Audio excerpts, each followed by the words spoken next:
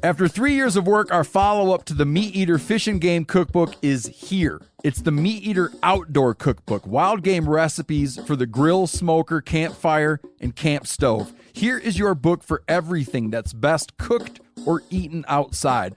From grilling to open fire cooking to Dutch ovens to smokers to barbecue to backpacking meals to how to pull off the perfect fish fry, with pit stops along the way for lessons about Ice Age cooking methods and the best 5 ways to construct a cooking fire you can be proud of. And of course, we're focusing on wild game and fish here with over 100 recipes, including stuffed venison burgers 3 ways, wild duck with ahi verde sauce, a jerky made with cola, a gin and tonic made with fire-charred lemons, and grilled frog legs made with a sticky sweet sauce. This ain't your normal cookbook, so be prepared to be surprised. Get your copy now. For more info, visit themeateater.com or buy it wherever books are sold. Welcome to the Wired to Hunt podcast, home of the modern whitetail hunter. And now, your host, Mark Kenyon. Welcome to the Wired to Hunt podcast. I'm your host, Mark Kenyon, and today on the show, Tony Peterson and I are breaking down the good, bad, and ugly of our experiences with whitetail habitat management.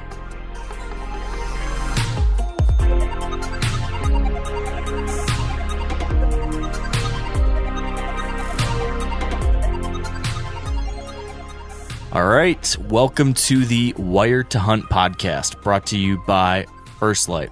And today we're talking whitetail habitat, but from a very different perspective than many of the whitetail habitat conversations you hear. This is not going to be a conversation with experts. This is not going to be a conversation with consultants or paid, spokespeople for food plot seeds or anything.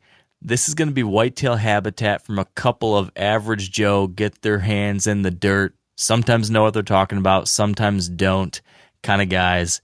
Myself and Tony Peterson. Tony, welcome to the show. Thanks for having me, buddy. I got to point out, though, I made this whole long spiel about how we're just average Joes, but then as I was saying this, I recall the last time we were together, you called yourself the Steph Curry, the Steph Curry of the deer hunting world.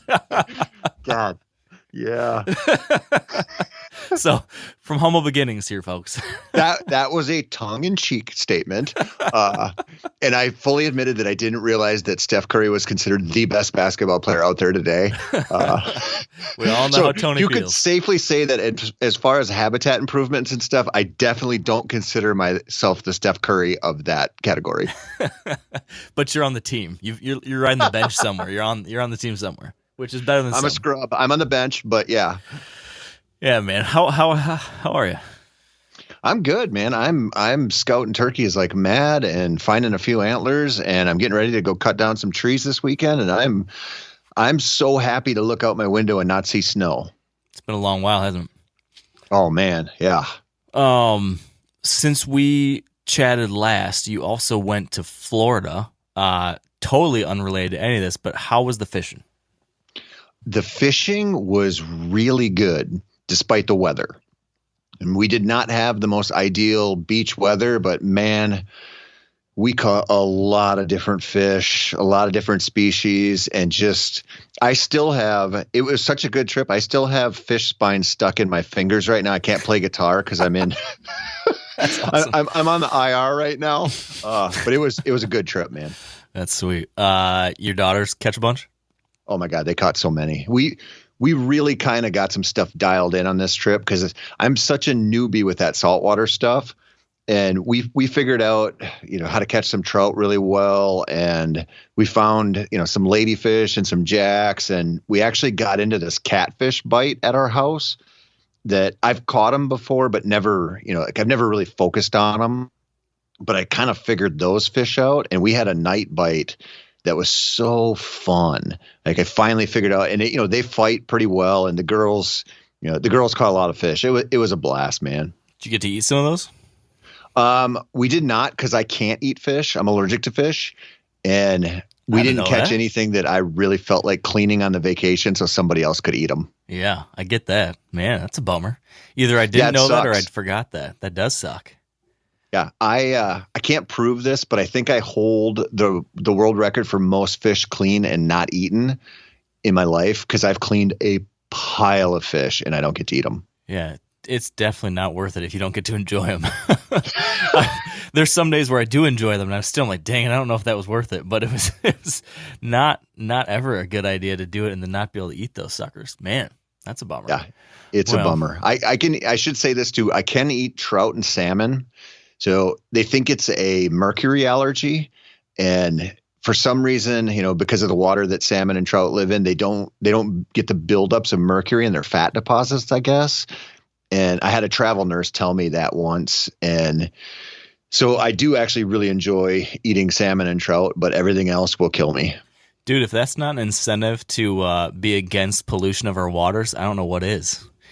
I'm all for it, man. I do, people, they don't seem to understand this allergy. It's a weird one, but I haven't done this since I quit drinking. When I used to be a much bigger fan of like wild turkey, once every 10 years, I would just decide, I'm going to try it, just see. And if I take a bite of fish, it feels like I swallowed poison. I can feel it spread through my entire body. Wow. So it's not good. Well, that's a good thing for me to keep in the back of my mind for the next one of our outings. We're definitely not going to have a fish fry. I thought you meant a different way. If I started to get more popular than you, that you were going to slip some fish into my sandwich or something. Well, now I've got more ideas.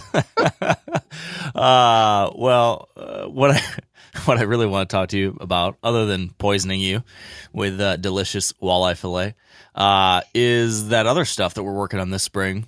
You're going to be cutting some brush. I'm heading out next week, I think, to do some frost seeding of clover up in northern Michigan. So getting our hands dirty with some habitat work. And you are not someone who I think anyone typically thinks about when they think about habitat work, improving properties, working ground, because you, Tony, have made such a name for yourself on the, public land side of things, DIY, traveling trips, all that kind of stuff.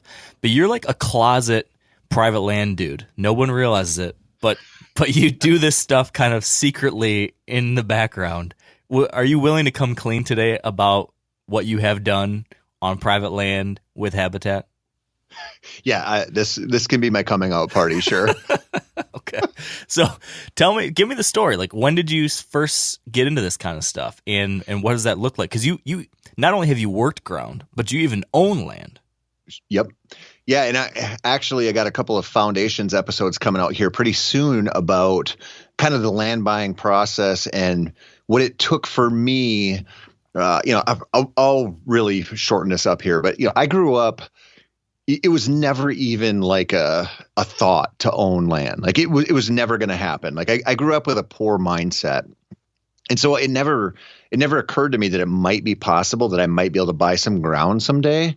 And I just randomly, I've got a buddy, a really good friend of mine who he bought 80 acres in northern Wisconsin, like probably 2006 or something. It was a while ago. And it blew my mind when he called me up and he's like, yeah, we made an offer. And back then the price I think he paid was like $750 an acre or something. I mean, it'd be different today, but even then I was like, I can't believe I know anyone my age who bought land. And so I started looking around there because I was helping him work on his land. And I ended up finding a property over there that was 28 acres and just really weird shape and not all that appealing by the road, kind of half high, half low. And it was offered pretty cheap and then it dropped. And I was like, man, it was like finally a piece of property that I had walked that was kind of in my wheelhouse.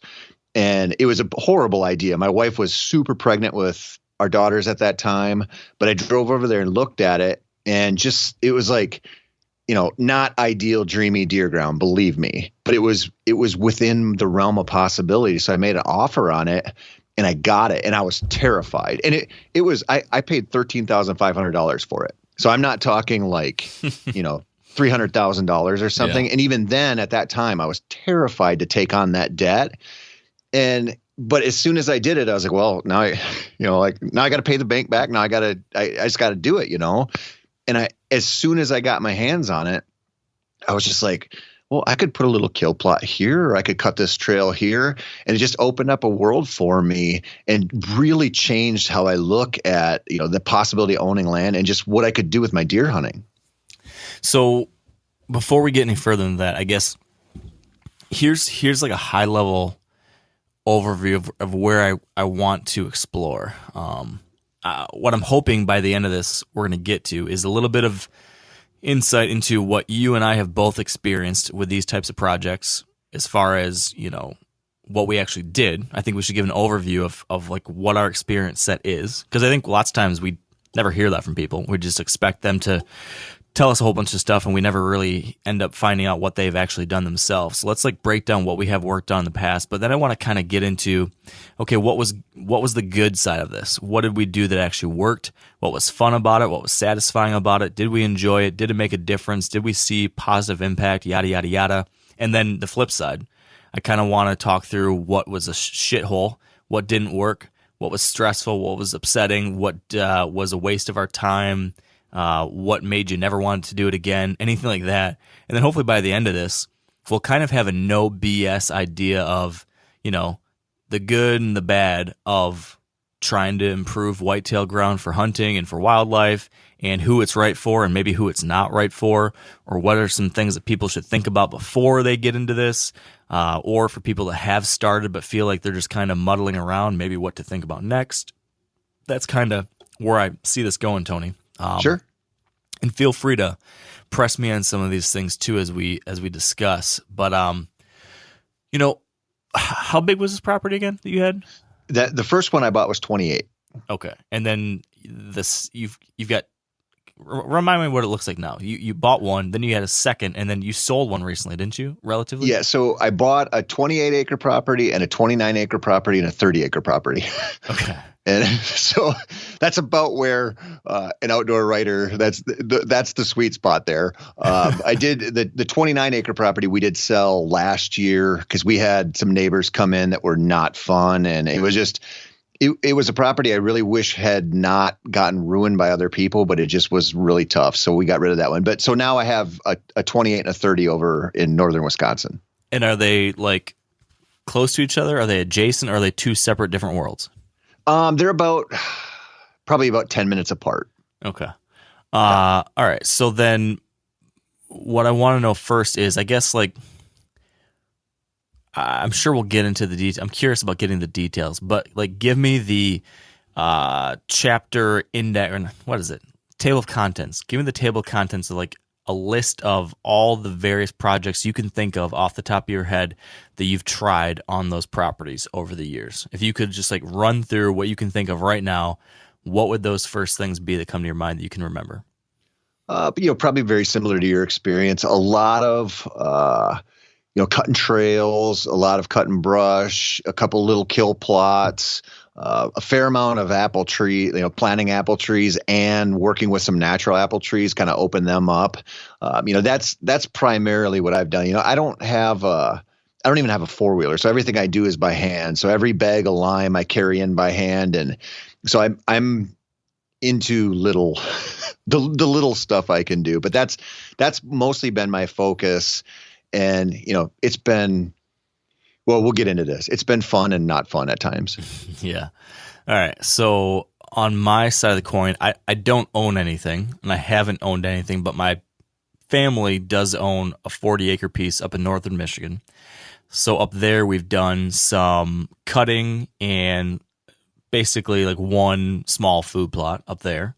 And then I have permission on a property down in southern Michigan where I've done hinge cutting and screening and food plots there. I've been able to plant about 2 acres of food plots on that property. And I've done some hinge cutting. I don't know if I said that. Yep.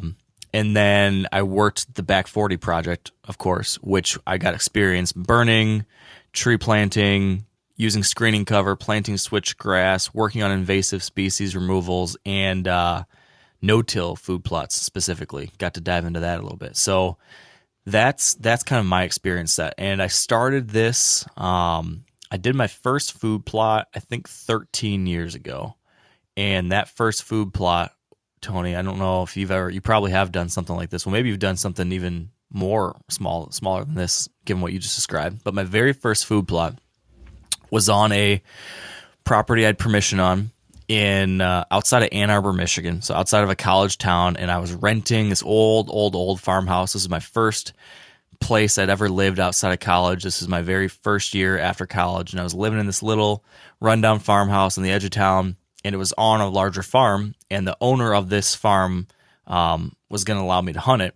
And I had this idea, like, man, I'd love to try food plotting and want to try all this kind of stuff. So I asked if I could plant a food plot in this little corner of grass that tucked into the woodlot that was next to this farm. And the little part of grass was a part of the landowner's yard. And so basically I was asking, could I plant a food plot in your backyard? Because it was the only place that seemed like I might be able to do a food plot with the tools I had available without messing with the farm fields. And so they let me do it. And I'm trying to remember where this started. I think I went out there. I don't know where I got it, but I must have rented a rototill, like a push rototill. I must have got it at like an equipment rental place somewhere in town, because I had this little push rototill, and I had like a 20-yard wide by 10-yard wide little space that I was trying to till up like this, and the ground was really hard and dry, and the rototiller was not hardly making a dent, and I just was out there for, 2-3 hours, just kind of slowly chugging along, trying to break up this ground. And, I had no idea what I was doing, but I was really stoked to be doing something. And the landowner lived in this yard, obviously, or lived in the house at the front of the yard, I think, kept looking at me. And then finally he came out. He's like, I got a tractor, don't you? He's like, why don't you just let me make a pass here, and then you can be done with it. And so he came out with his little lawn tractor and just finished it off for me. But that was my first food plotting experience, was tilling up this guy's backyard. And I ended up just like stomping on it with my feet to get it packed. So I foot stomped the whole thing. And then I used like a little like plastic grass seed spreader to spread like some no-till food plot seed on this thing. And sure enough, though, stuff sprouted and a food plot came in. And I remember thinking it was the coolest thing to actually have planted this little patch of ground, and here was all this lush green looking stuff. I didn't really know what a lot of it was. And I got a trail camera set up there, and the first picture of a buck in that food plot, I was like a kid opening the best present on Christmas morning. I was so excited. I mean, I think I yelled out loud, probably. I was so excited. I mean, it was just the coolest thing to just do something like that and see it come to life, both the plants and like animals using it. That was like an eye-opening experience for me, that very first time when you could do something and see that come to fruition. Do you remember what you actually had planted in there? I remember it was a mix. It was like, I think it was Whitetail Institute's no plow or no till mix, whatever that was. So I'm assuming there was probably, I think there was some clover in there was some kind of brassica in there, and there was some kind of cereal grain, so probably oats or wheat or something like that, some mixture of those things. Yep. I just remember it was like a blend. There was those leafy brassicas, there was some weedy looking kind of stuff, and deer ate it. And I mean, I never did shoot anything around that food plot, but I had a camera. And I only hunted there 1 year, I guess, before I moved. But that year, I got a bunch of pictures of deer using it, and it just was. It was surprising, actually, how easy it was to actually make something. It wasn't great, it wasn't big, it wasn't like earth shattering, but I did a thing. Like, I actually planted something. Deer actually started really using it, and I was just like 22 years old, and really didn't know anything, and I was able to try it. So I guess that was encouraging to start, I suppose. So why didn't you hunt it more? Well, I only hunted that property 1 year because I moved. So the next year I moved about an hour away. So that was my only season there. And I didn't end up, I'm trying to remember why. I had a tree stand that I set on the food plot. And I'm sure I hunted it a few times. I really can't remember, Tony. I don't remember what the plan was or why I didn't hunt there more often. I think a lot of it came down to I was also getting permission on some other spots where there was just seemingly better deer hunting. So I ended up traveling to those spots more often. I can only remember a few hunts on this property as I'm like trying to rack my brain right now. I remember one like opening day of that year.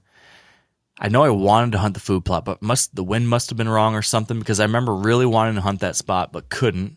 And I hunted a couple 100 yards down this other corner of the property and shot a doe opening night coming out of this little swale.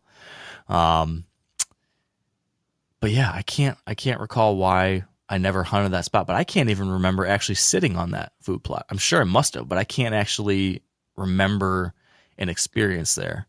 But I'm glad I did it still.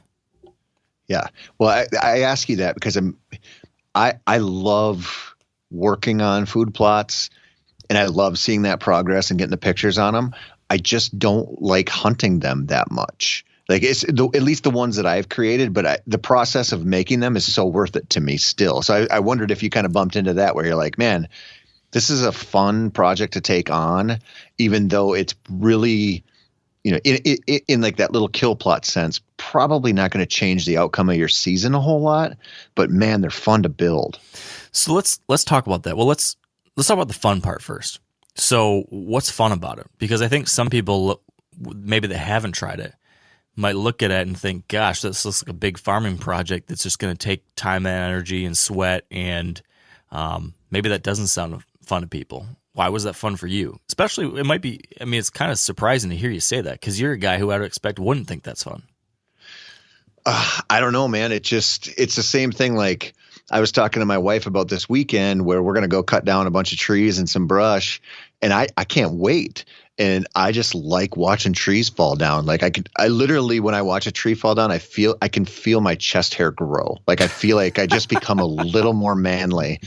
And, even though I know especially for years, I worked on those little kill plots on my properties, knowing almost without question, I was never going to sit them, or I might sit one or 2 days in like October and just try to shoot a doe. But I just love the process of just looking at the woods and going, okay, I'm going to clear this part out, and it's going to take a couple of years for the softwood to, kind of work its way back into the soil, all the little stumps and stuff, and just like start to see that process of building it up and start seeing does come back with fawns in the spring. And I love every part about it except sitting on it to hunt. Why don't you like hunting them? I think it's just where I'm at as a hunter now.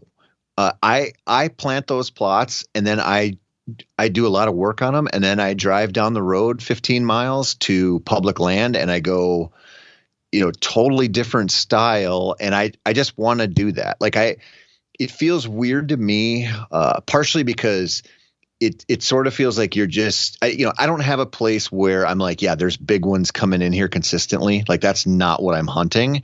And so I know like there's an outside chance that one might show up, but I have a better chance of running into a deer I'm going to want to shoot if I go and you give me 1,000 acres of big timber.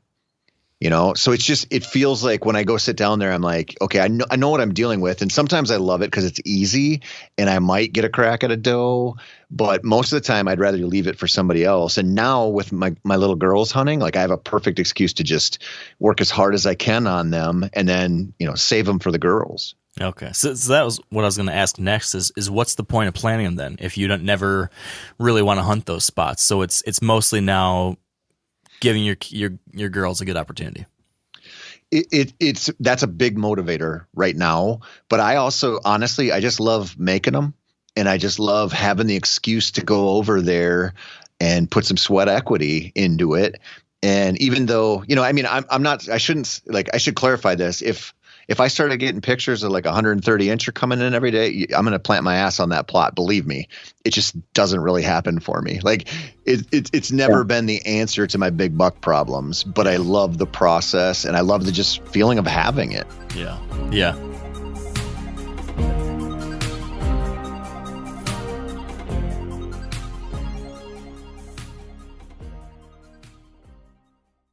Now, a lot of you guys are familiar with the old hunting tradition of eating, some organ, the heart or a chunk of liver off the first animal you kill. I had that when I was a little kid, and it was a big deal.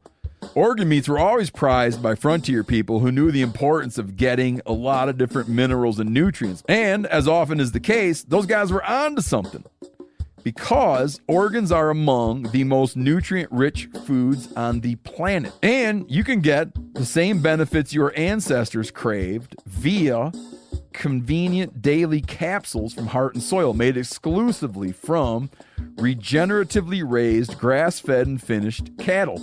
Heart and Soil's unique freeze-drying process means all those important nutrients are trapped in, ensuring you experience every one of the benefits of nature's superfood in a clean, convenient, taste-free capsule. Find out more at heartandsoil.co and make sure to use code MeatEater for 10% off your purchase. That's heartandsoil.co. Use the code MeatEater. After 3 years of work, our follow-up to the Meat Eater Fish and Game Cookbook is here. It's the Meat Eater Outdoor Cookbook, wild game recipes for the grill, smoker, campfire, and camp stove. Here is your book for everything that's best cooked or eaten outside, from grilling to open fire cooking to Dutch ovens to smokers to barbecue to backpacking meals to how to pull off the perfect fish fry, with pit stops along the way for lessons about Ice Age cooking methods and the best 5 ways to construct a cooking fire you can be proud of.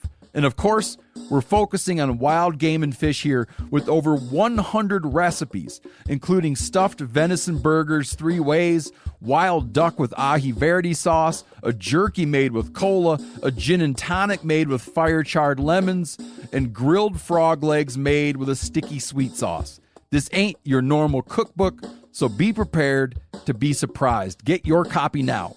For more info, visit themeateater.com or buy it wherever books are sold. I tell you what, I do agree with the weird fun of just the project itself. I really have come to enjoy, from a background of like no experience whatsoever with farming or agriculture or anything like that.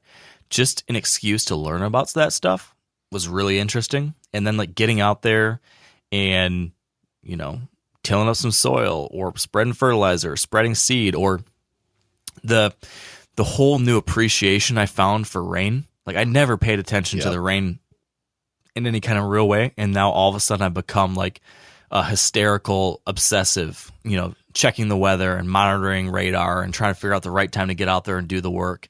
And then how excited I get when that rain does come when I really need it. I mean, those little kind of connective tissues that kind of bring me back to the land because of those projects, because of working a food plot or something, I really came to enjoy that. And then, the payoff, one of my very favorite things about the whole process is that first time you go back out to the site after planting to see, like, is it coming up? How does it look? And the first time you go out there and you see that all that work you put in is actually paying off and there's a lush green carpet of something, that is a really, really cool feeling. Not to mention when you go out there and see animals using it. Now, I different than you, I still like to hunt around my food plot sometimes, but it's, to your point, not often because I think I'm going to kill a big buck there. It's more so because, it's a great spot to shoot does. It's a great spot to observe other things. And I just enjoy the fun of watching deer use that place. Especially early on when those first food plots I was doing, when I still didn't really know what was going on, and getting to see those changes in deer behavior and seeing those critters enjoying this thing I put that time into, or, like on the back 40, that was such a cool experience because there was so much work that went into that thing, and seeing the pretty dramatic changes in some cases that, could come about because of that work. And all of a sudden seeing, I don't know, there's a lot of stuff that we do, Tony, like in day-to-day life or in our careers or whatever, where you put in a bunch of work into something and then you don't see like a very tangible result. You don't get noticeable recognition of it or any kind of real payoff. With a food plot, it's very transactional in a way. Maybe that's not the right word, but if I do A and if I do it right, I'm going to get B. And B is the enjoyment of seeing this thing grow and seeing animals use it. And yeah, maybe some hunting success, maybe not, but it's there's not a lot of things within the hunting world that you can control, right? You can't go out on a deer hunt and guarantee you're going to see a deer or shoot a deer or, I don't know, have a great encounter or anything like that. But if you work on some kind of land project like this, you can at least be guaranteed some kind of result. It might not always be the best result, but some kind of like growth happens, some kind of change happens. And just seeing how nature adapts to the changes you make, that's kind of a fun payoff. I don't know if that makes sense. I'm not sure if I'm describing this right, but maybe you get it. I think it makes sense. I mean, one of the things that always has bothered me about being in the position that we're in is we're always tasked with like, what's the point A to B to, not kill a buck to kill a buck. And you just realize so much of what we do, like we preach the scouting game and, long range glassing and boots on the ground, winter scouting, trail cameras, all this stuff. And it's all sort of couched in this idea that this is the path to kill a big one. But really what it ends up being is, it might nudge you in the right direction any given moment you spend in the woods, but the act in and of itself is pretty enjoyable. And it's something worthwhile, regardless of the fact that it probably doesn't take you that much closer. Like in any given scouting trip probably doesn't take you that much closer to a big buck. It might help, but I kind of look at this the same way. Like this is, working on the land.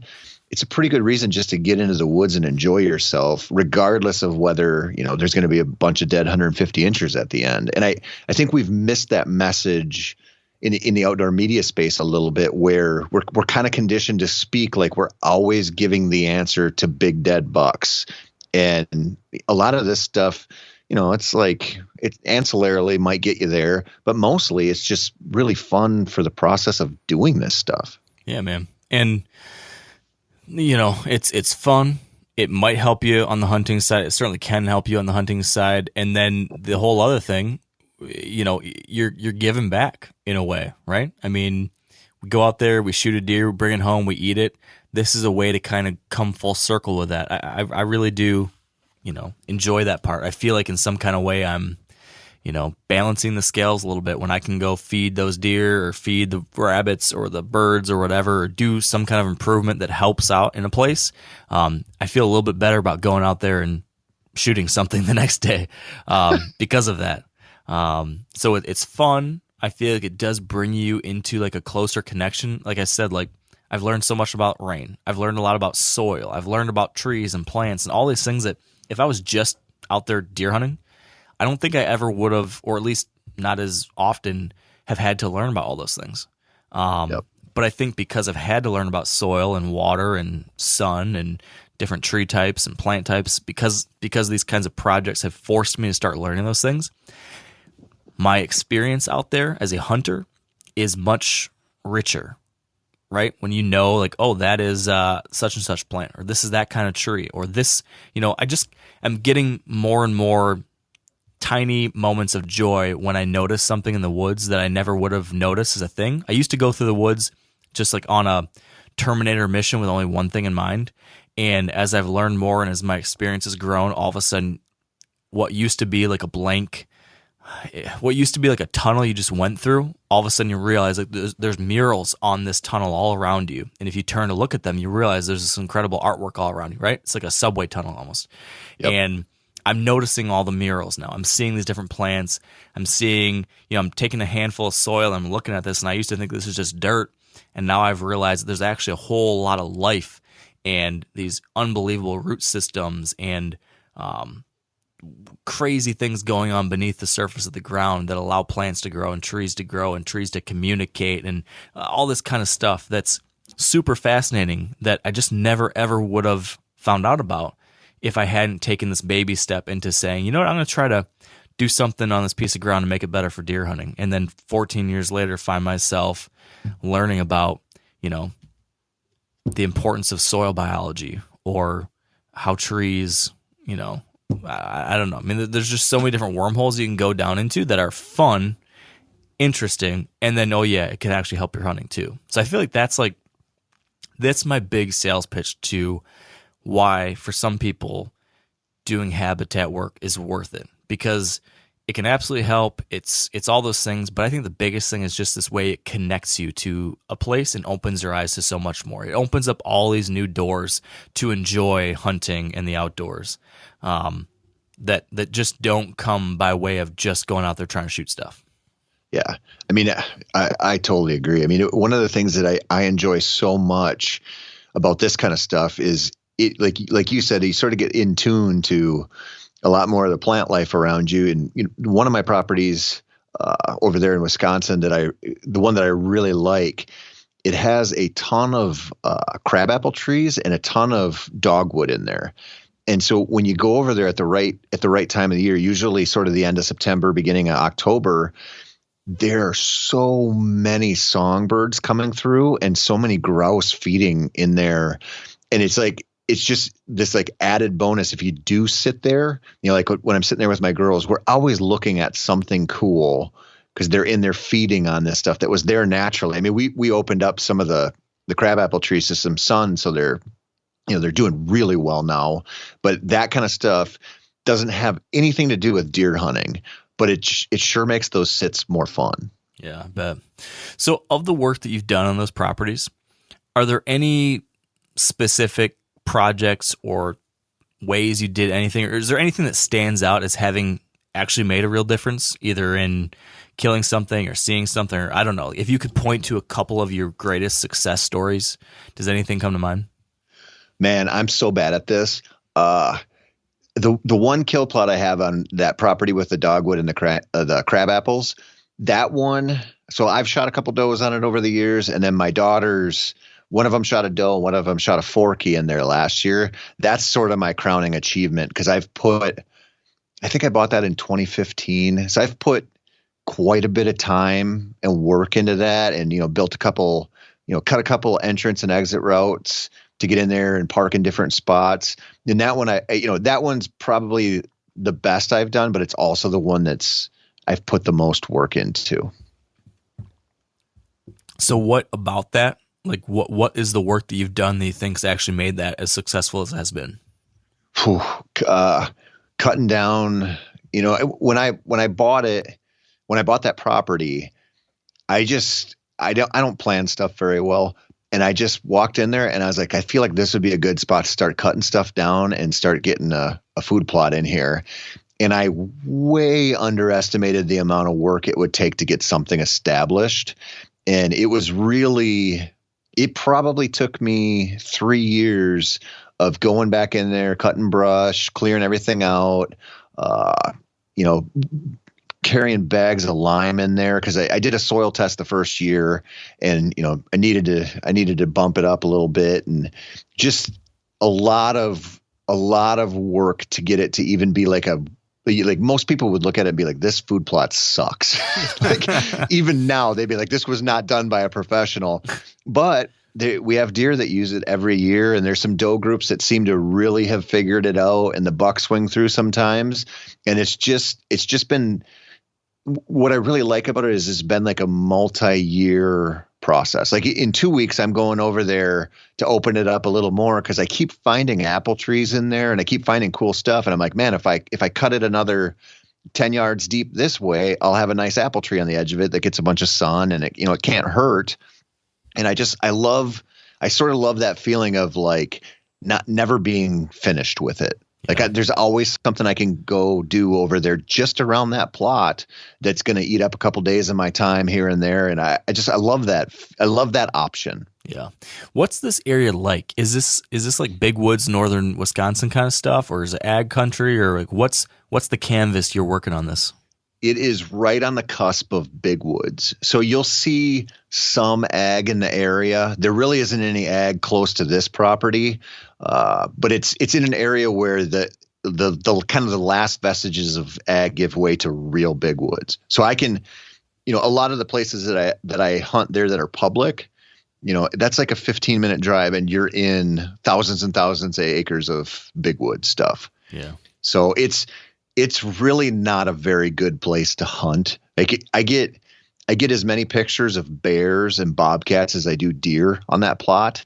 And, I plant apple trees in there and cage them up, and the bears tear them down, and you put a blind in there, the bears tear them down. This is not like Iowa stuff. It's a significant step down, but it was, where I could afford. And I love having the grouse there, and, some of the local trout streams and stuff. So it's not, I would never give people advice and be like, hey man, if you really want good deer hunting, this is where you should go. 'Cause this is not it, but it's good enough. Well, it's funny.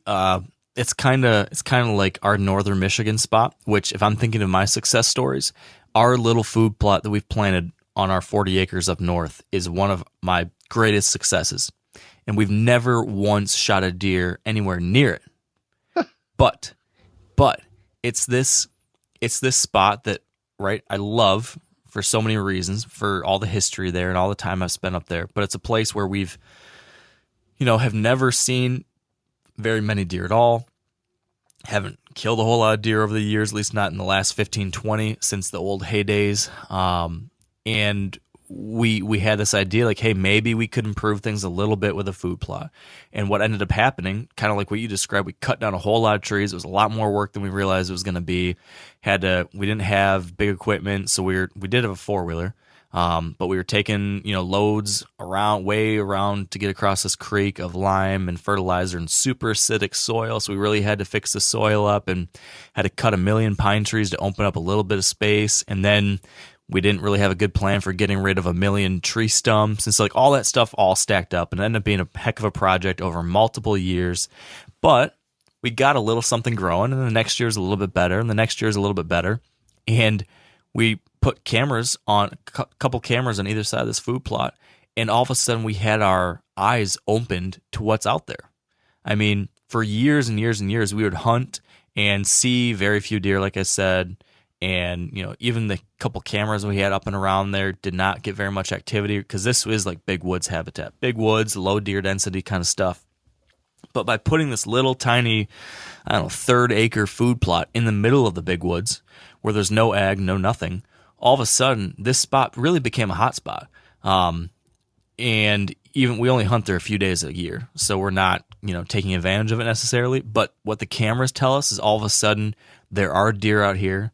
There are deer here consistently, and all of a sudden, holy crap, there actually are bucks, and sometimes there's some pretty nice bucks out here. So what it did for us more than anything was just like give us a big boost of hope and excitement. Yep. Like just checking the camera on that food plot is so exciting to see like, oh man, there was bucks here on that day, and there was a buck here that day, and there was a buck here that day. And I can tell you 7 years ago, there was zero excitement like that. There was zero optimism like that.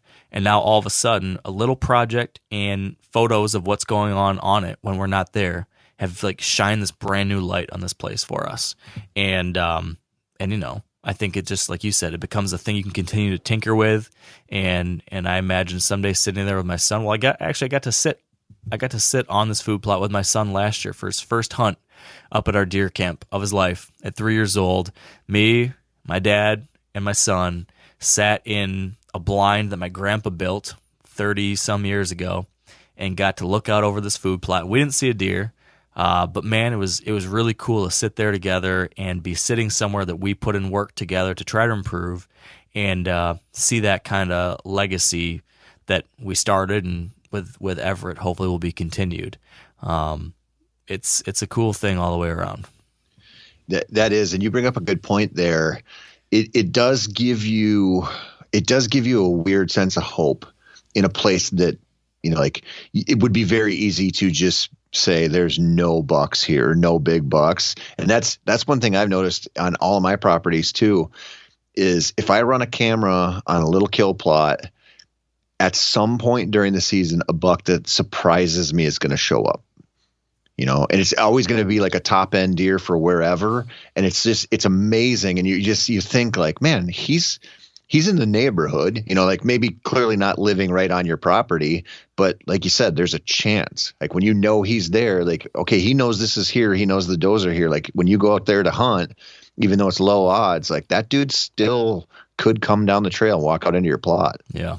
And I think, when it comes to habitat work, just like anything in the hunting world, the success you enjoy from any given idea or tactic or project, it's going to be on a sliding scale, right? I mean, if you dabble in it, there's less odds. If you really take it hardcore all the way, maybe you increase your odds if you're doing everything right and just the way to operate and yada, yada, yada. So, I mean, you can go all the way like the Jeff Sturgis approach and have it very, very carefully planned out and a lot of land and a lot of food plots and a lot of land improvements and everything, and you can enjoy some great success that way. Or you can just dabble and try to scrape in a little kill plot with a rototiller or something and just have that little bit of hope. But I do think that if you, like you said, there's always a little bit more of a chance. There's a little more hope if you do something versus nothing. And I actually have seen, even with my pretty pedestrian efforts compared to, what people with big equipment and a lot of land and experience do, even my pedestrian efforts, I absolutely have seen some pretty noticeable benefits from my habitat work. Stuff that I can like point to and say, man, this just wouldn't have happened if I hadn't done this project or that project. I mean, none of these things are like silver bullets, right? You're not just going to throw out some seed and all of a sudden kill big bucks necessarily. But, like I said, up north, like we'd spent all this time putting this little tiny plot in the middle of the woods, and now like we're seeing deer on camera. That's exciting. Or you could take a look at something like, like this farm I've hunted for a number of years down in southern Michigan, where forever I would see a lot of good deer, but they're always on the neighbor's property because the neighbor had all the really good cover, and then all I had on the side of the line that I could hunt were these big ag fields. And as soon as that stuff was taken out, there'd be does and young bucks and stuff that would come out to those big wide open fields, but you would never get one of the bigger older bucks to come out in the open. So for years, I just sat the edges of the property line because I wanted to be as close as I could be to that cover and hope that one of these bucks would pop out eventually, but they almost never ever did. Eventually, there was a spot in a power line where I did have permission to make some improvements. So I dabbled with trying these different food plot ideas, and that helped. But like the big change for me in this specific example was I started planting screening cover. So imagine like a swampy, thick, grassy, nice bedding area adjacent to big, wide open, like 100 and some acre, open bean field or cornfield. And then there's a little point that sticks out of that would just be kind of like short grass underneath this power line. I converted this power line clearing, which is just another, like, essentially more of this wide open country. I converted that into a food plot with like 13-foot tall Egyptian wheat all around the outside edges of it. And that is now right next to this thick, nasty bedding area. So what went from being, no big buck's going to want to go out of the thick cover out into that wide open field or that wide open power line clearing to all of a sudden, now there's this food that's covered with a wall all around it, making it seem like just a very nice little secluded food pocket right next to the bedding area. It totally changed what happens there. So with that one improvement, there was now a reason for those bucks to come across the line. And so without big equipment, without a lot of money, I made these food plots with a four-wheeler and a little $180 disc that went underneath the four-wheeler. When I first started doing this, all of a sudden the good bucks that are on the neighbors were willing to come out to mine in daylight. And, I've shot 2 bucks in that spot. One was a 3-year-old. One was a 5-year-old 165-inch buck in Michigan that, no way in hell would he have come out there, I think, out in the wide open if it hadn't been for those types of things in the past, making that feel safe again. So, I do think it's possible, even these small little pedestrian projects, in some cases, in some situations, can have tangible, like, oh, wow, effects. Not to mention many, many fun hunts for does on them. And then not to mention, like, even if these spots don't become places you actually sit and hunt, even a small food plot or a water hole or a patch of apple trees or something, even if you don't hunt right on them, I do think like you can still utilize that within a hunting strategy, right? Because you now know, okay, this is a new destination of sorts. There will be deer relating to this in some way or another. So a mature buck might not come to your little hidey hole food plot in daylight, but he very well might cruise downwind of it in the rut to be scent checking it, or he might swing past it on the way back to bed in the morning or whatever. I mean, I think there are ways that can only sweeten the pot if you think about how it factors into the bigger picture, you know? Yep. Absolutely. So let me see here. I mentioned how the screening cover was one of those things that kind of disproportionately helped me out with some of my small plots and improvements. I've done some hinge cutting, and that's helped in some spots. I've not been able to do any like really big timber improvement, but I can tell you that hinge cutting was one of those deals that had, pretty high impact for a relatively small amount of work from relatively inexperienced kind of perspective. I mean, those have been like the big things. I did, on the back 40, we burned stuff, we planted switchgrass, we got rid of some invasive grasses and stuff. And I guess one big impact we had there was we were working with those old farm fields, Tony? Yep. And that year you came the first year or the second year? Second year. You came the second year. Okay. So the year prior to you coming, those fields were way more desolate. Like they were like really short and all like just like it was mare's tail. So it was like they almost looked like a beanstalk after all the bean pods fall off, in the fall. Yep. That's what that whole field looked like the year prior. But the year you came, I mean, you saw it. There was a lot more, not saying it was all thick and tall, but it was much more deer friendly in year 2 than year 1. And you saw not all of them, but a number of deer were willing to move through there and cross through there and utilize those spaces, at least noticeably more than they had the year before. That was a win. They were definitely using that when I was out there.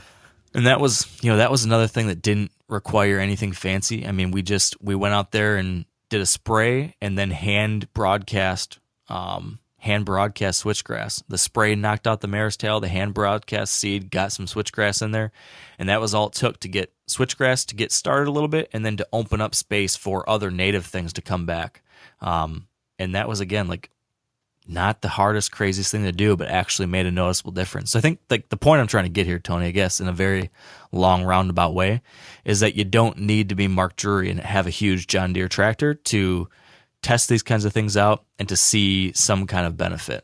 I think that's been my overarching big picture lesson over the last 13 years or whatever it's been, is that you can, even as a Joe Schmo like me, have fun with it and see some positive benefits. Oh, for sure. And I think what was really impressive about the back 40 was that you did all that in 2 years.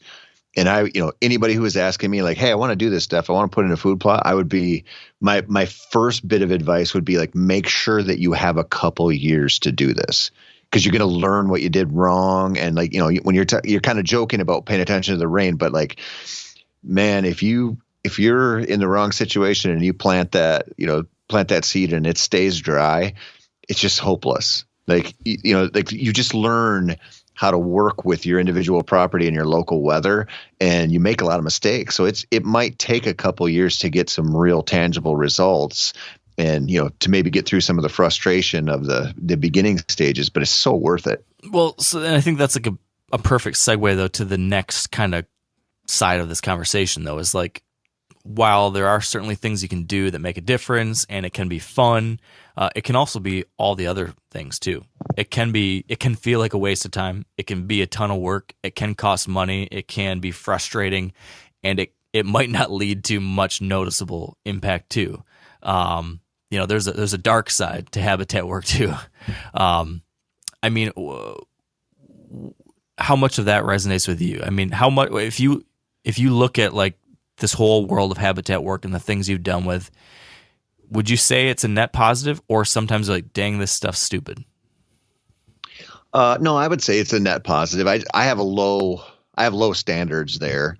I'm not expecting, I'm not expecting to create a deer oasis or anything like that. So I come at it maybe differently than a lot of people would, but there's some frustrating parts to it. I mean, man, I've spent a lot of time cutting brush and doing some things where I'm just like, that's like, all that was like a exercise in just doing something. Like, it's not going to change anything. And I've had times where I've tried to plant a food plot, and for whatever reason, it got overtaken by weeds because I couldn't get back there to cut it, or, the weather didn't shake out right. And so, there's frustrating parts to it. I mean, you're going to get stung by bees, and you're going to pick up a bunch of ticks, and, it's not like all, roses and unicorn farts here, man. Like, some of it sucks bad, but it's still so worth it. I look at it like, I always talk to my daughters when we wake up to go fish smallies in the summer, and, it's 4:30 in the morning or whatever time it is. And if we go out and we don't catch them, they're always like, we should have stayed in and slept in. It wasn't worth it.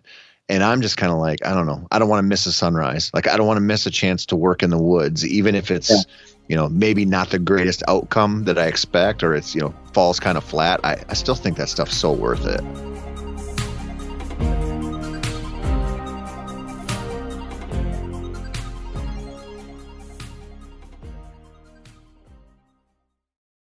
Now, a lot of you guys are familiar with the old hunting tradition of eating, some organ, the heart or a chunk of liver off the first animal you kill. I had that when I was a little kid, and it was a big deal.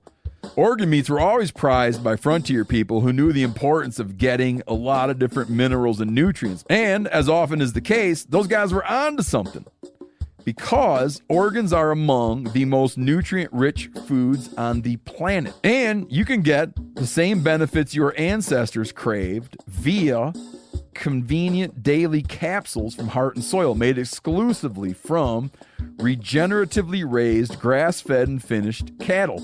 Heart and Soil's unique freeze-drying process means all those important nutrients are trapped in, ensuring you experience every one of the benefits of nature's superfood in a clean, convenient, taste-free capsule. Find out more at heartandsoil.co, and make sure to use code MeatEater for 10% off your purchase. That's heartandsoil.co. Use the code MeatEater. It's so funny. We might be becoming like old men, Tony, because I feel like we're kind of revolving around the same idea that we were kind of talking about a few weeks ago when we were discussing kind of our evolution as deer hunters in general, right? And so much of what I used to be focused on was the outcome, right? It was all about like, am I going to shoot a big buck?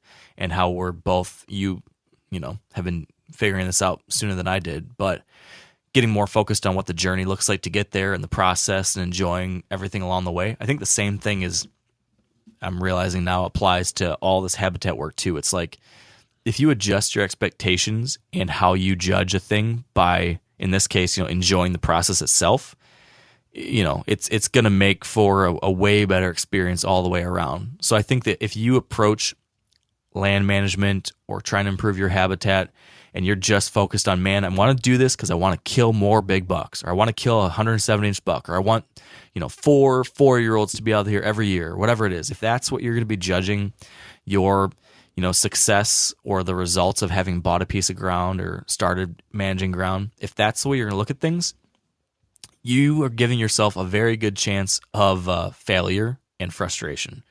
If you instead can approach it as, hey, you know what, this is a thing that I think will be fun and worthwhile just for doing it, like just the act of it, just the learning and just getting out here and working the ground and doing these things and hopefully making a positive difference, like that will be fun. And then also if I get to enjoy the hunting benefits too, which are certainly possible, if that ends up panning out, man, that's even better. If you can approach it that way, I think that eliminates, so much of the possible downside. Because there are just going to be a lot of bumps in the road. Like you said, there's going to be some really long, hot, sweaty, nasty, muggy days in August or May. And there's going to be broken equipment, broken four-wheelers or broken lawnmowers or sprayers that blow up. I don't know anything about anything when it comes to mechanics and engines or anything. And I've had so many days sitting out there with a four-wheeler with a dead battery, or a lawnmower that won't start, or a lawnmower that the blades come off or the belts come off or some shit is not working right and I don't know what to do. I'm sitting out there in the middle of the woods and I'm trying to pull up a YouTube video on my phone and learn how to do this stuff, and I'm cussing and, I mean, I've had so many things like that. That's what you're signing yourself up for if you want to go down this road. But if you can look at that as like the hairy side of a good time, then you'll be okay. But you got to be willing to eat your lumps in the porridge with the whole deal, Yeah, I think like a really appropriate analogy would be, you and I get hit up a lot of people who want to go on their first out-of-state trip, right? They want to go to Kansas or Iowa or somewhere. They want to shoot a big buck. And, you start talking to them and then you hear the expectations. And it's like, I'd just be happy with a nice 140, 150 type buck. And you just go, I know you think this way, and I do too. Or in my head, I'm like, man, are you, I don't care what state you're coming from. Are you killing like top end bucks pretty consistently? Like, are you really in this thing? Or are you just thinking that, I'm going to a good state and that's going to make up for everything? And if you go into those hunts with realistic expectations, you can have a great hunt. If you go into sort of blinded to the process and how much it can suck to camp, and you might be camping in 3 days of rain, or you might do that early velvet hunt and it's going to be 100 degrees every day. Like, are you ready for all of that stuff? And it's so tied into this land management habitat work where a lot of it is really not that much fun, but it is worth the effort. And if you go into it with kind of that mentality, like, yeah, a lot of this is going to suck. And, if you look at, the results that could be, if you're in a place that just generally doesn't have very good deer hunting, like when you're talking about your northern Michigan stuff, like that's, you're going to make that better and you're going to give yourself something to look forward to. And it's going to enhance the hunt, but it's not going to be the silver bullet to killing a bunch of big woods bucks all of a sudden. Like if you go to do this down in southern Iowa and your grandma has 1,000 acres, yeah, you could put in a little kill plot and have 160 incher on opening night. It's a different thing, but you got to be aware of like what you're really dealing with here. And a lot of it is a lot of just, kind of nasty work that really isn't going to pay off with tons of filled tags, but the process is still absolutely worth it. Yeah. Comes down to embracing that process. Like if you want to go deep with a place, like I think there's a couple ways to approach deer hunting. And, if you're someone who's learned that they love whitetails and hunting of some kind, like you can go two different directions. You can also do both of these to varying degrees, but you can go like far in one direction, which is like, I want to be like a DIY traveling hunter and go to different places or get permission on a bunch of different places and, travel and do all that kind of stuff. You can kind of go wide, or you can go deep into one place with your own back 40 or your own whatever, your grandpa's place, or you buy a spot and you learn this small piece or whatever kind of size piece you can get. You learn that intimately. And there's something like really cool with both of those. Like I've been lucky to be able to do both. And I really like the fact that I can do both. I think there's probably different types of people that one or the other appeals to. And then some folks probably would enjoy both, just like I do. But they are very, very different. And I think this route, the habitat route, is for that person who wants to have like a very, for lack of a better word, like intimate relationship with a place, with a landscape, with work itself. Like this is very work intensive. But again, I go back to like finding ways to make it fun. Like for me, like the work up on our northern Michigan property, like that's a fun thing because it's not just the work itself, but it's an excuse to like spend time with my dad. Like knowing that, okay, we're going to go work on the food plot means I'm going to go pick up my dad. We're going to drive. We're going to go out for breakfast. We're going to have a 2-hour drive and talk about stuff that we would never get to talk about otherwise. We'll get to go up there. He'll work for 10 minutes and have to sit down and be sweating a lot. And I'll give him a hard time about how he's getting old. And like all that stuff becomes a part of it. And I think those are the things that make a lot of this stuff special. It's not always the 140-inch buck that walks out in the middle of a food plot. It might be more about the night you sit there with your son and he sees his first turkey come out in the food plot and he's freaking out and all excited and all that kind of stuff, or it's the day with your dad, or it's the day with your daughters, or it's that, I don't know. I just think it comes to like all like the larger experience stuff more than like the shooting stuff final outcome. That's, I mean, I guess I'm repeating myself over and over again, but that's what this stuff kind of comes down to for me. Yeah, big time. I have something I want to talk about that is a negative to this that occurred to me though. Yeah. Should we go that route? Oh yeah. When you go through this process of, you know, putting in a food plot and doing this work, food plot specifically, one of the downsides to it, I think, is the pull to always sit there. Oh yeah. You know what I mean? Because you always, you know, the kind of goal with a lot of property management now is to create the destination spot, right? Like put that food plot in, have that, you know, box blind over it, maybe have a little pond in there, situated just so you can get in and get out. And it's just like that place where it's so easy to default to that because it is an easy hunt, you know, and you expect to see stuff and you probably will, and you've put that work in. But in the interest of, you know, being an effective hunter, if that's something you're really concerned with, like not just like, well, I want to go sit there because it's a fun place to go, but to actually be in the moment with every hunt and maybe make better decisions. Sometimes this kind of stuff can set you back because it gives you such an easy out. So true. I think it's one of those, anything that locks you into a spot, you know, whether that's a really nice, comfortable box blind or a food plot you worked on, or hard to move ladder stand, like anything that just makes you more apt to be tempted to sit the same spot over and over again, has that other side of the coin that can be dangerous. And, you know, you got to kind of learn to work around that. Either you decide that you don't care and that you're fine just seeing does in that spot, and like that's why you have it, and then that's fine, I guess. Or you start to learn about, you know, how you adapt to those behaviors, and maybe you realize that, hey, you know what, this food plot I spent a lot of time on, I'm not going to hunt on it, but I do know that if I hunt 150 yards over this way a couple times, I might be able to catch a buck cruising downwind of it, and then you can still take advantage of it. So yeah, you gotta get smart about all that kind of stuff. And that's, you know, it opens up a whole wormhole of possibilities. If you want to go deep into it and start to really figure out, how can I take advantage of it still, and how can I smartly design these things, and how can I make it so that I can still hunt it, or can hunt nearby, or can do these things without spooking deer, or encourage mature buck use, or whatever the goal is.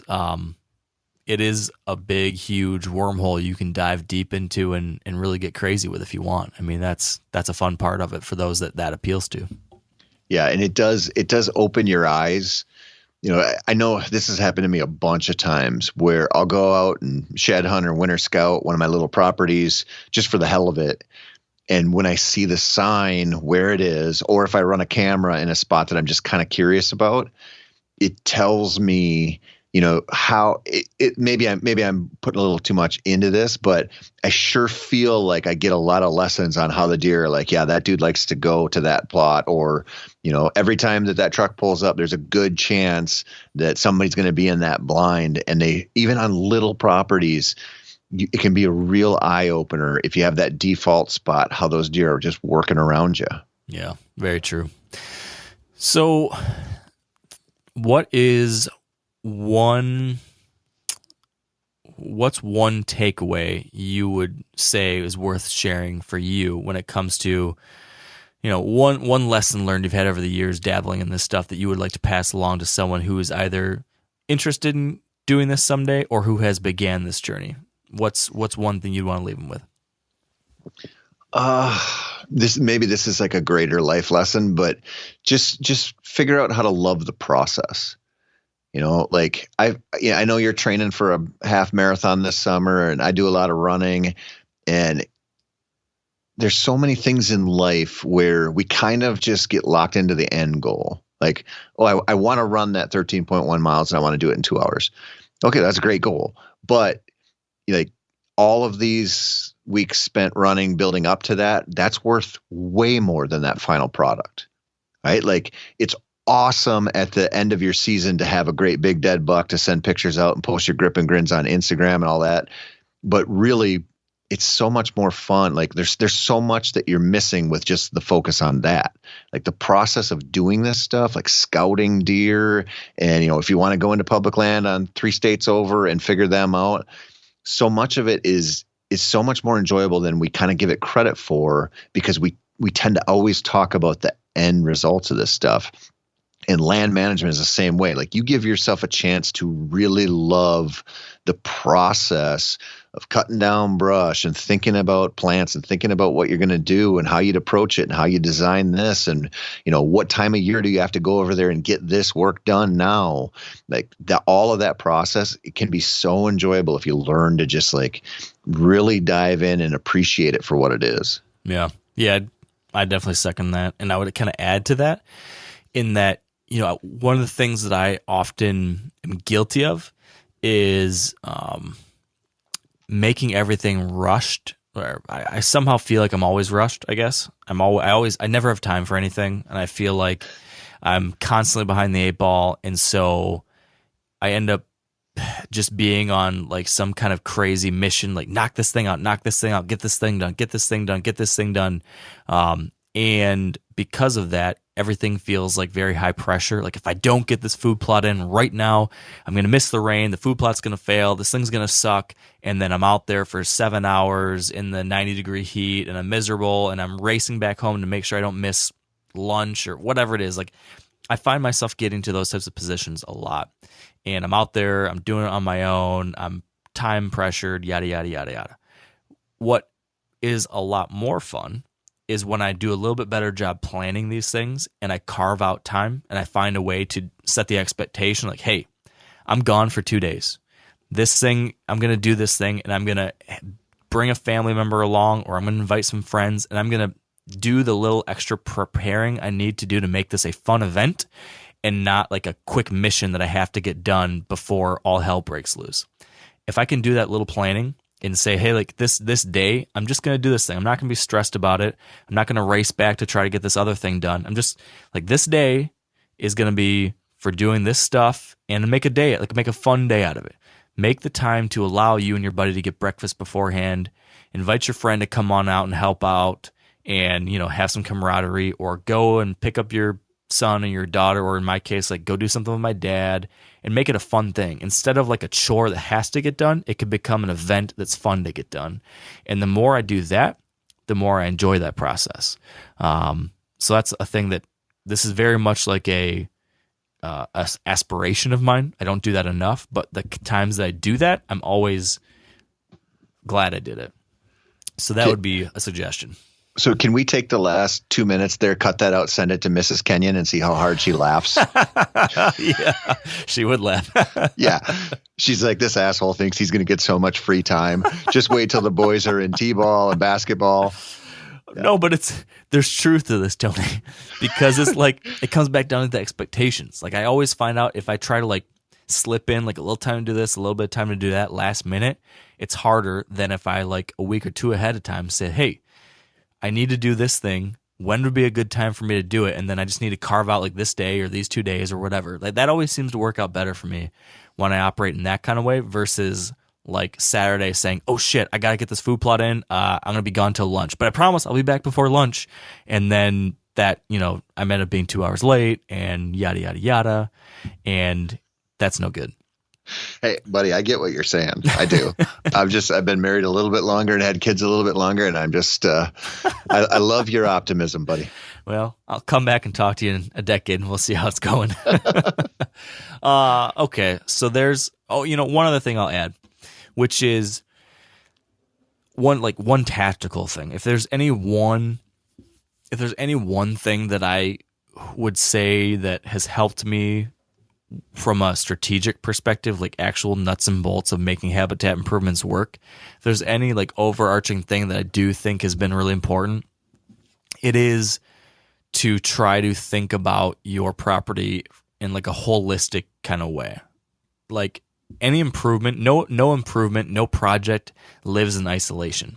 So by that I mean, like if you go and you pick a random opening and you plant a food plot there, you got to know that that's going to influence everything else. So if you plant a food plot, you got to think about, okay, how is that going to change deer movement? How is that going to change how I can access a spot? How is that going to change how I can exit a spot?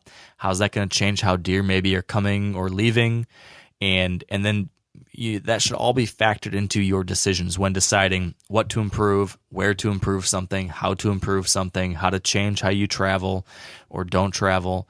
All these things are connected, and that's something that has really been like continuously kind of brought home to me, because I remember like we talked about this a month ago or something. We were out there in Wisconsin, Tony, and I was talking about one of the first food plots I planted, how I planted it in the one spot that seemed like the easiest spot to plant a food plot. And I thought, oh, this would be great. But I didn't really factor in the fact that it's also right next to the one way I can get in and out of this property. So I was constantly having to walk back and forth past it and spooking deer every time I came in the morning, spooking deer every time I came out in the evening. And that was negatively impacting my hunting. I was trying to do something to improve my hunting, and because I didn't think about the ramifications of attracting deer to a new spot, I was actually hurting things. And I think there's a lot of different examples of ways that can happen on a property. So just thinking about that ahead of time and trying to plan things in a thoughtful way will save you a lot of headaches in the long run. And that's just one simple thing to think about when you get started with this is consider what these changes will lead to, and make sure that's a good thing for you. Then I guess the one other thing, and this is something that's been like a journey for me. I went from early on just like, what can I do that will help me get a buck in front of me to shoot it? Like that was what I was trying to do with that very first food plot I planted 13 or 14 years ago, to now I'm getting more and more interested in, what can I do to actually make this place better for everything? Because, I think as you start to go down this road, like we talked about, you start noticing the trees, you start noticing the plants, you start noticing the butterflies and the birds and the frogs and the quail and the different stuff like that, and appreciating that stuff more, I think, especially once you start doing projects and seeing more of them show up or seeing them use your land more often. Like that's really fulfilling too. So I've gotten more and more interested in trying to learn not just how I can improve my property for deer, but just how can I improve this place as a whole.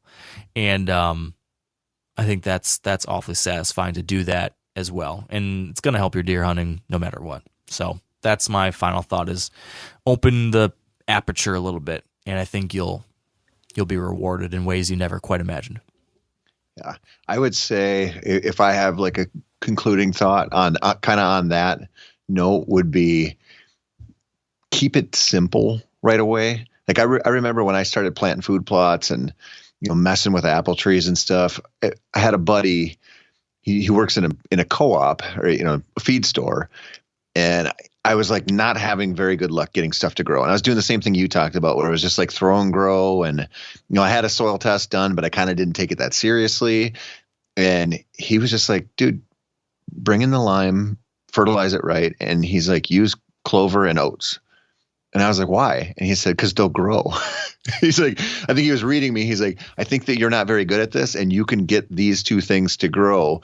And it made me realize, like I kind of had this dream about, that came from seeing a lot of food plots on outdoor television and hearing about them from people who have a lot better equipment and a lot better chance to get it to work.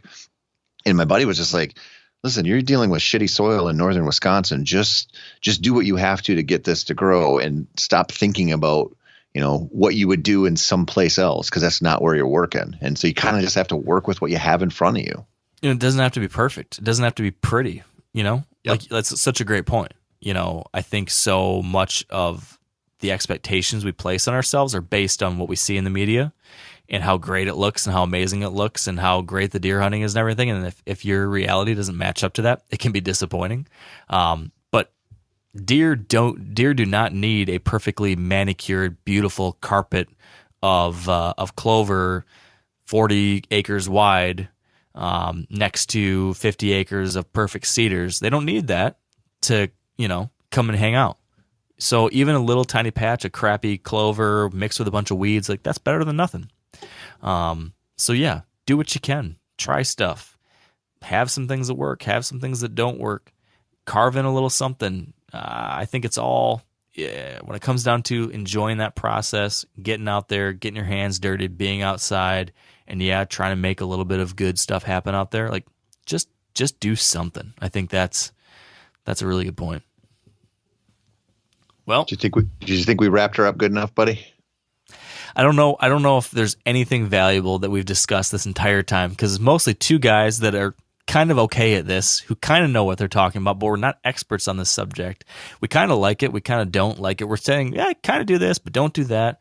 I'm not sure what anyone will take away from this, except for the fact that everyone listening should feel 100% qualified to try habitat work. Because if a couple bozos like me and Tony can do it, you can do it too. I think that is the big takeaway here today. Absolutely. All right, buddy. Well, thanks for rambling on this one with me. And over the next couple weeks, we're going to bring on a series of more experienced folks with some different ideas and perspectives to help anybody who is interested into either going deeper into the habitat world or just trying it for the first time. Well, thanks for having me, buddy. All right, and that's a wrap. I appreciate you tuning in. This is just the first of a series of habitat-related episodes we're going to run this spring, so stay tuned if this is something you're interested in learning more about. We've got a lot more coming. So appreciate your time. Thank you, and until next time, stay wired to hunt.